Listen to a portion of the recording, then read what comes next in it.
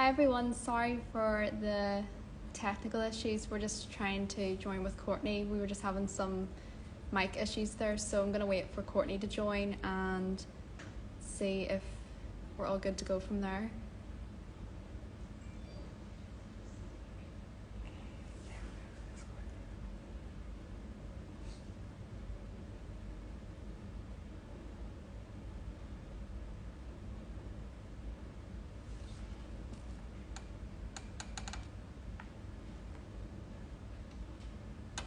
Sorry, we're just giving it a couple of minutes. We're just waiting for Courtney to join.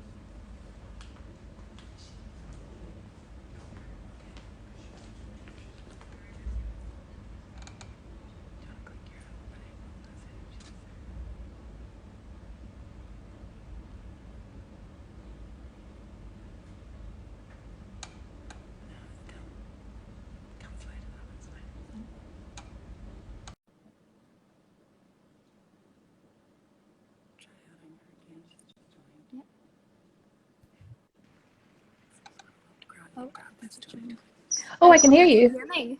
Yes. Oh, hallelujah.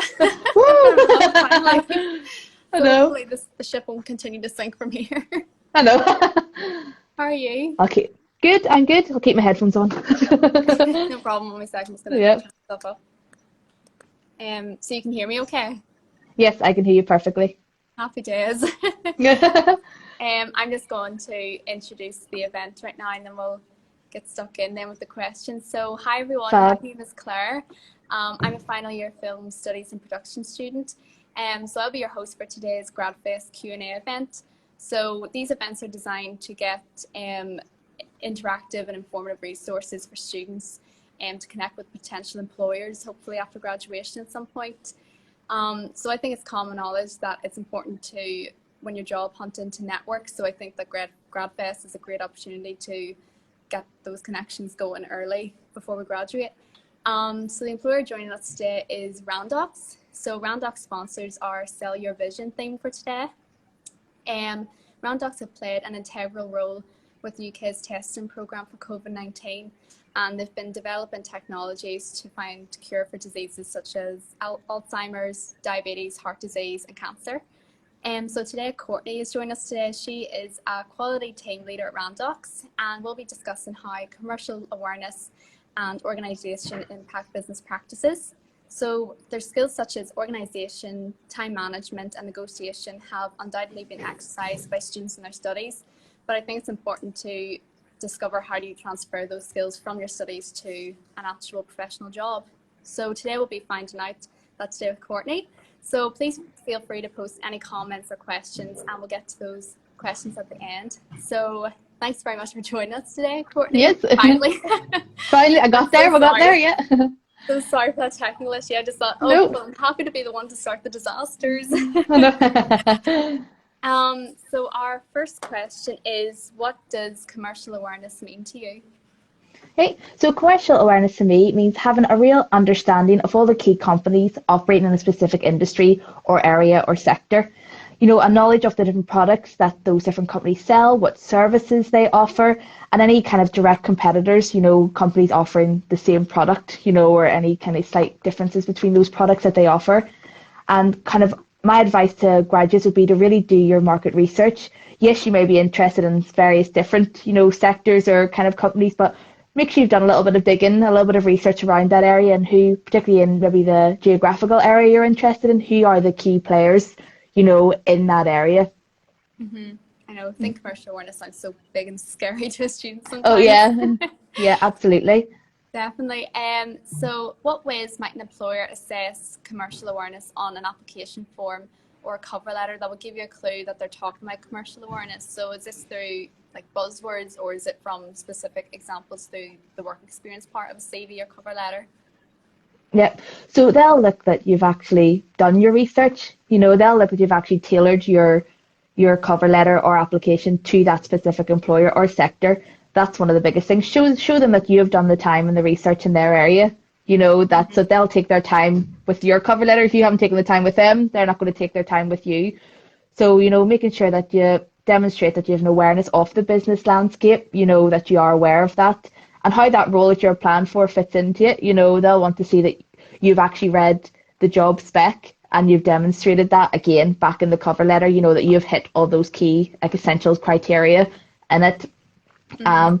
Just indicate them that you're aware that how they sit into other companies, and that I think really said tailoring is the biggest thing. Tailoring that you've read, you know, their details, and if you answer all of the, you know, the criteria or the desirables that they're looking for, or address some of them, then they'll know that you've actually read it and that you're happy, you know, and understanding, you know, what it is they're actually looking for. Yeah, I used to think with like the criteria, I used to think, oh, surely they don't want me just to repeat that. But then I realized, no, they're giving you those pointers for a reason. Include them.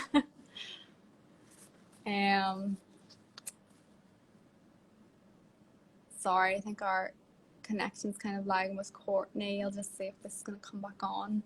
It's kind of buffering a bit. I'm on 4G, so I hope it survives.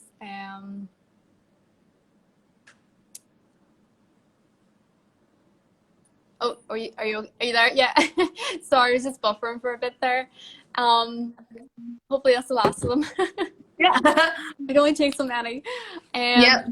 So how can you demonstrate an understanding of business and knowledge of its activities or products, how it makes money, say, for example, how it's managed, and how the role could be applied for the organisation in an interview? So take every opportunity in your interview to demonstrate. So as I said, doing that market research and that research into the company beforehand is really critical.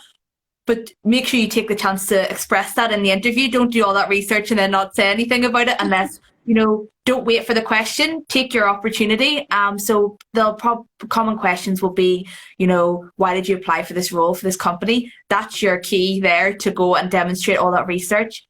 You know, do they have a top selling product or service? You know, mention that you know about that. Have they been demonstrating that they're moving into a new area, or they have a new up and coming product? You know, mention that, oh, you've seen that, you know, you're aware that they have that product or that service and offering. Have they won any awards for any of their products or services? You know, you can always drop in, oh, I know that, you know, award winning, you know, product or service and things like that. Big one would be to read the latest news section. So a lot of companies, particularly Randox, we'll always put brand new things or things that are happening in the company on the latest news on our website. So always checking that, because that'll be the big things they want to share. So that's your first check box. Oh, I've actually went on the website, you know, and I've read what's happening with that company. Definitely, compliments are key.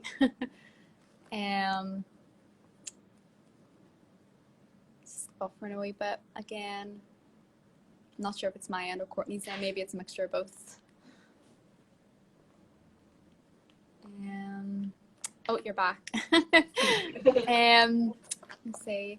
So you kind of already touched on this. So I personally have heard just from like interview practice from like my course and things like that, that we're supposed to, research doesn't just mean to rehash everything on the website, but I used to always think like, what more is it to the website? So what kind of research can you do apart from the website, you know, when it comes to like, when's the right opportunity to, you know, put in there, I know you've won this award, or you're working on this. Do you think the most appropriate moment to do that? Is it in the introduction, or is it kind of in the middle of an interview? There'll be areas, so it could be, for example, why are we interested in this role? You know, what does this role mean to you? If your role directly relates to any of those new products or latest news, you know, for example, if I was to do it for kind of my role, you know, what interests you in a quality role? You could say, oh, well, I'm interested, you know, in having high standard testing, you know, making sure that all the testing is meeting all the criteria. I saw you recently got your UCAS accreditation, or, you know, you just were awarded an accreditation for a certain test. That's be a nice way to roll that in. So I think prepping beforehand is always really good. So if I ever have interviews, what I would do would be to write down those key questions that I think they're going to ask and prep little bullet point answers.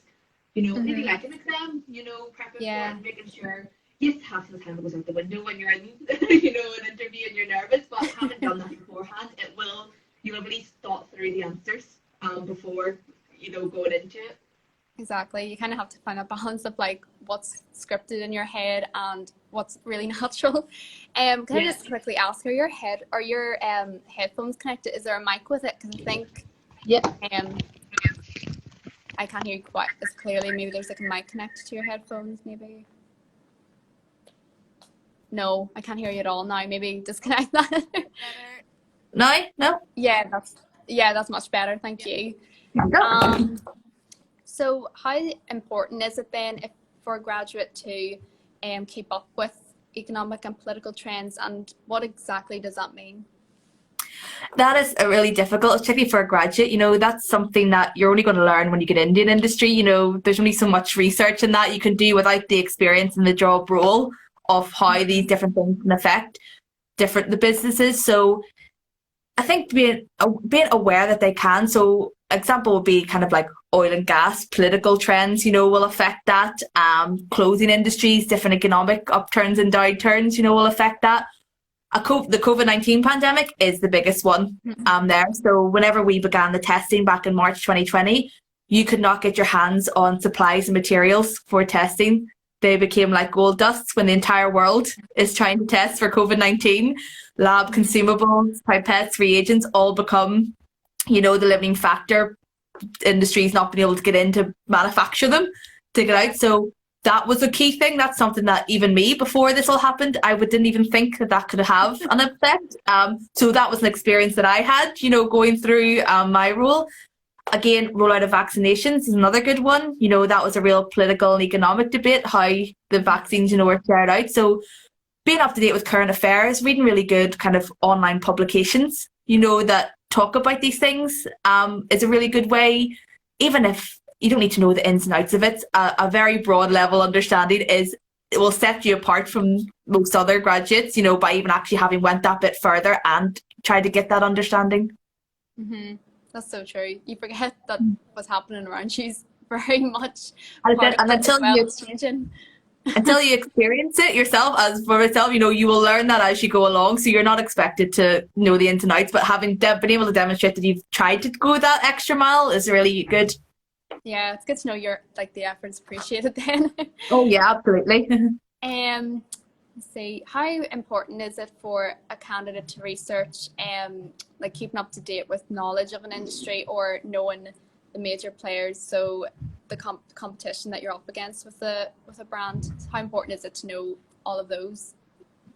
I think it is important because particularly for certain roles, it'll be more important. So if you're doing sales, for example, that's really, really important that you go in and know, well, actually, I know that your company is the best seller of this reagent, so, and I know that it's up against these other, players, and difference in geographical, where does that company sell in, will be very important. Again, you'll not be expected to know everything, but, having an awareness of that is very important. But as I said, following different publications, there's lots of resources online, that will do these kind of reports and trends, of different areas. But again, social media posts, that's actually LinkedIn is actually a really great source. You could follow CEOs of companies, different people, and they're always going to be posting online when something is doing well. They'll post those key facts and figures. So it's hard to keep up, particularly as a student. If you're doing your exams, you can't be expected to spend all day long looking at all these, but just dipping in and out of it. Create your own kind of professional Twitter, your own professional, well, your LinkedIn will be, but one tailored to that. So you can say, oh, well, actually half an hour today I'm going to sit and have a little look at the industries and note down, and then you can note down any key facts and figures that you see. But again, company news feeds, for example, our Randox news feed, we've publicised quite heavily our achievements with the COVID-19 pandemic and our different testing.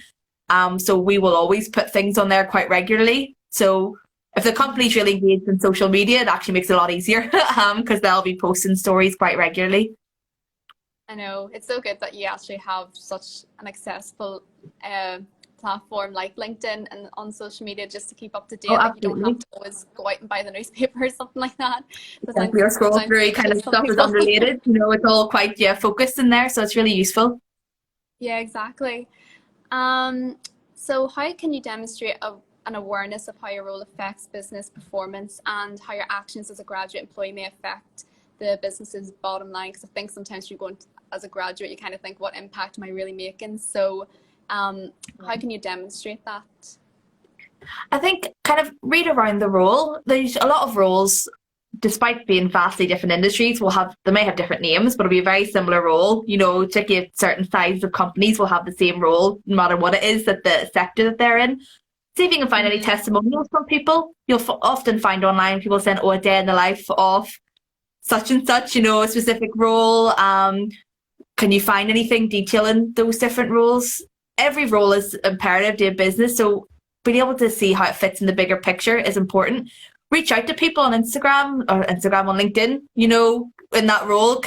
I have some questions about that? Some people will be responsive to that, you know, they will be willing to offer you some advice on that. And also highlight any kind of experience or transferable skills you have. No matter where you've worked in, what area, you will always have a transferable skill. There's skills, you know, like communication, teamwork, that no matter what role, no matter whether you're the top dog or the just entry level, you will be demonstrating the same skills across the board. So even if you're going from one sector to another and it's a complete 180, you will have transferable skills. That was really when we had to hire lots of testing staff. Obviously, the testing numbers that we do, we got a lot of applicants from people with non-science backgrounds. But they were able to demonstrate to us that, you know, yes, don't have a science degree, but I have all these key transferable skills, and they slotted right into the roles with us. So, you know, and for me, from my background, I got pulled in from assay design and then was in doing PCR testing. So it really is, I had transferable skills, and to do that, yes, some of them were technical, but there was a lot of other skills that I've gotten from other roles that were so important to my participation in the Randox kind of national testing program. That's so true. I feel like, say I do film, and I think you always get there's the assumption of you just watch films for a living or something like that, and you're just like, funny enough, skills are actually involved. Oh yeah, exactly, yeah. So it's so good, I think, to that you have transferable skills, at least to talk about during interviews. It really does fill the time. You will always have a transferable skill. You always will, yeah. So what are your top tips to develop a commercial awareness? Yeah, as I said before, it is a lot of time and effort, and particularly when you're still doing your studies, it can be a bit overwhelming, but just that little bit and often. I think keep yourself in the loop, particularly if you have a passion for a certain industry or a certain sector. Or a certain company, you know, you may have followed it from you were young. You just keeping that up to date into that. As I said, have specific, you know, professional Twitter accounts that you follow all relevant people that you can dip in and out of whenever you want to. Set up email alerts, you know, for relevant Twitter feeds, relative terms, you know. Roles, follow different reporters. There's some reporters who are very interested, you know, in certain sectors. You know, they'll always publish really useful information for you. And then, so I think little and often is the key. It can be overwhelming, but even taking that first step forward and trying to look into it will really set you apart from other graduates. I know it's so difficult to keep up to. I think when you're a student, especially if you're applying for a job and there's a deadline for the job and you haven't updated your CV within a few months. Yeah, 100%. 100%. Definitely. So how important are time management, organisation skills, planning skills and prioritisation? So how important are these and how can you develop them?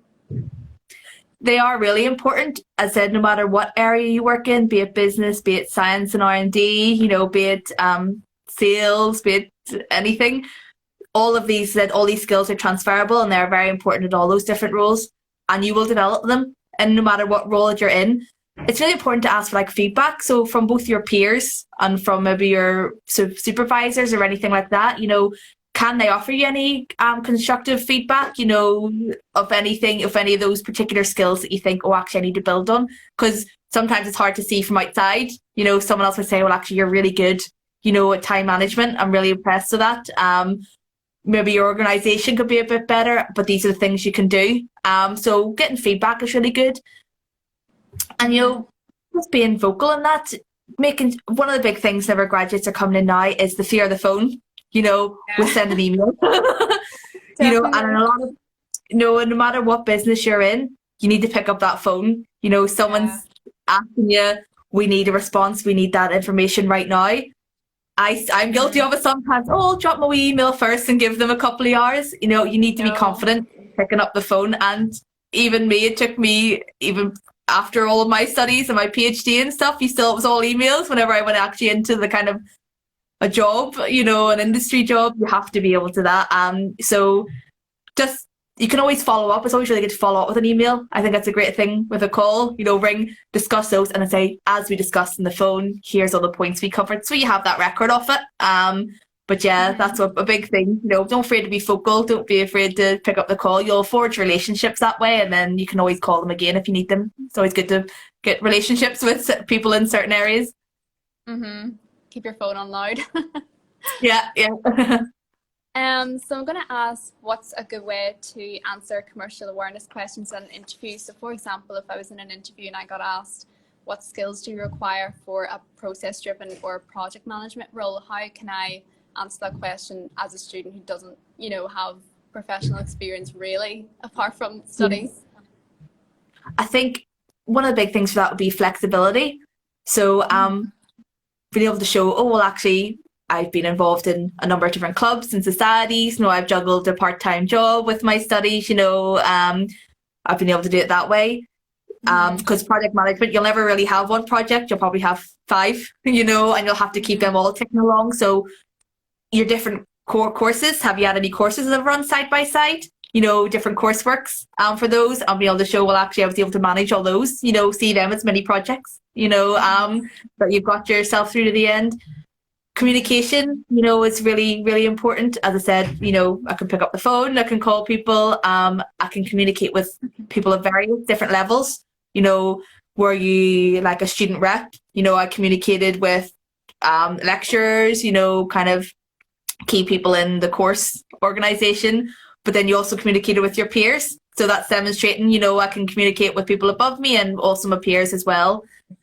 Persuasion and negotiation, it's a hard one to demonstrate, particularly as a student. I used to give workshops on how to do this. I remember, because it was a very difficult thing to pick up. But, have you had to negotiate, persuade different clubs for time, no use of a room, use of a football pitch? That's, that's persuasion and negotiation.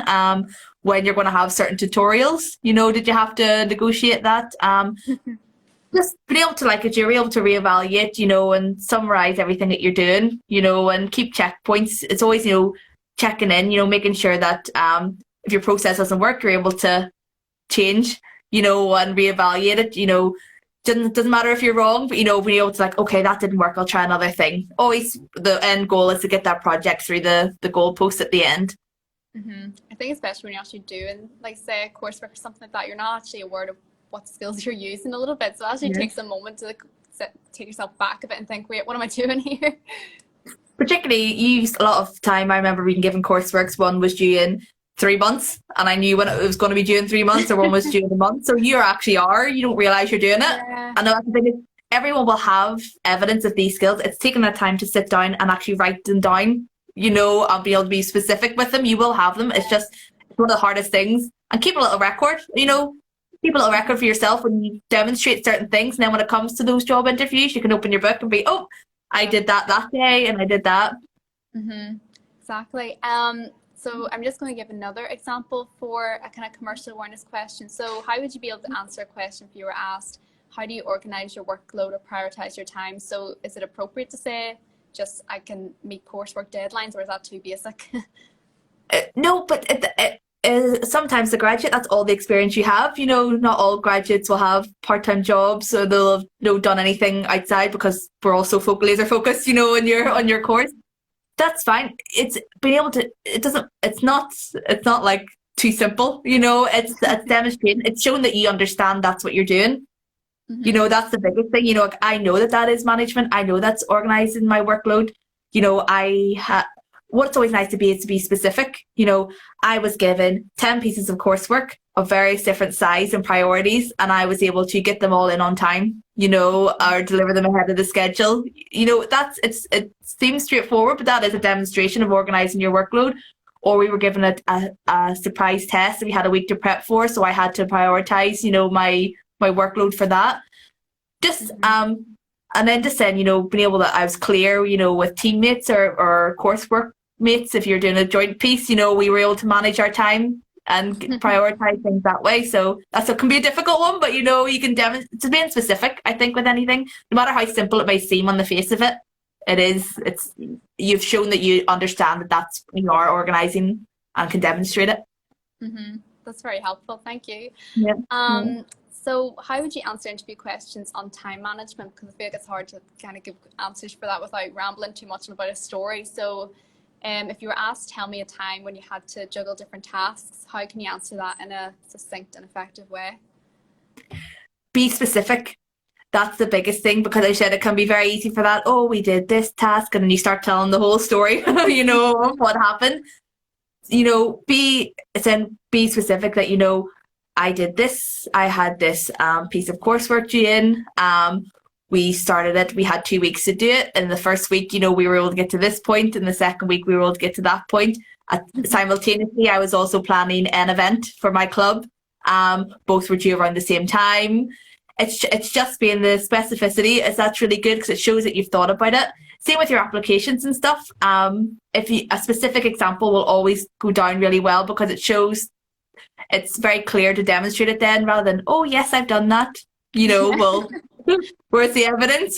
So no matter how simple the task was or the different tasks you had to do, even if it was 2 essays, being able to show that you've thought about it and how you were able to deliver that. It's all about, thinking about it and delivering. Don't just say you juggled the 2 tasks. Well, actually, I delivered them on time and I got a first in both those courseworks, despite also juggling something else at the same time. So it's being specific and show that you delivered it on time. And, if you can, I went above and beyond, I submitted something extra as well. So that's really helpful. Thank you. So if you were asked, do you work well under a tight deadline? How honest can you be with that?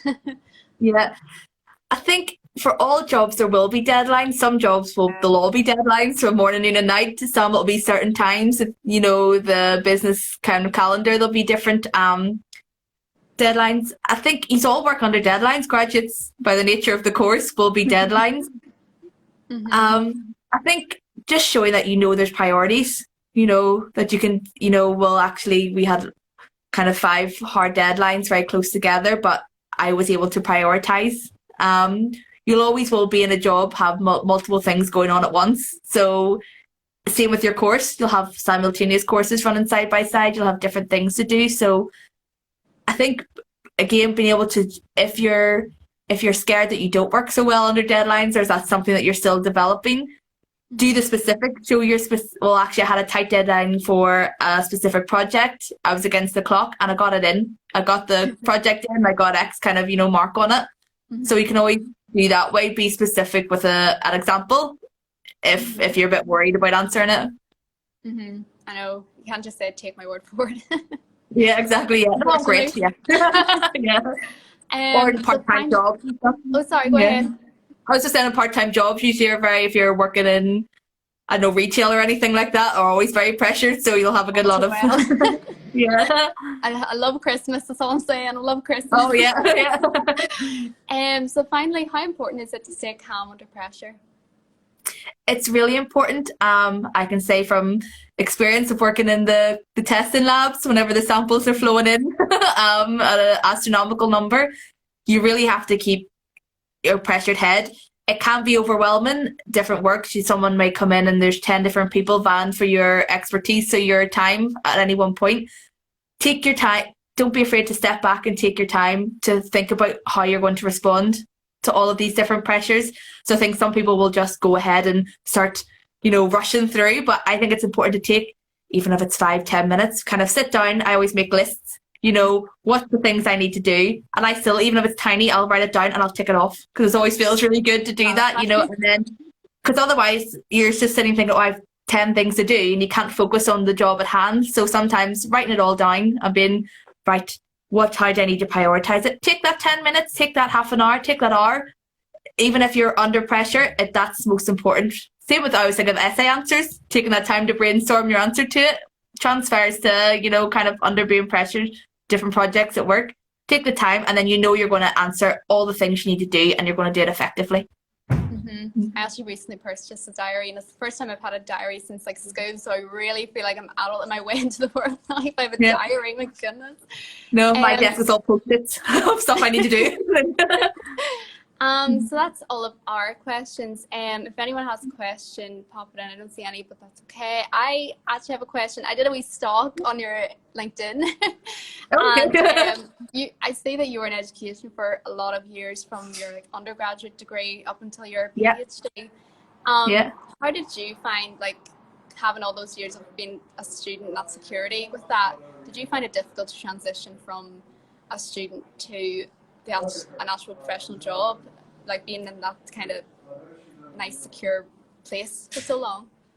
I think by the time you've done kind of 8 years in education, you're kind of like ready to dive right in, you know. I was lucky that throughout all of my years of studying that I spent a year in a job role. So I worked with GSK for a year.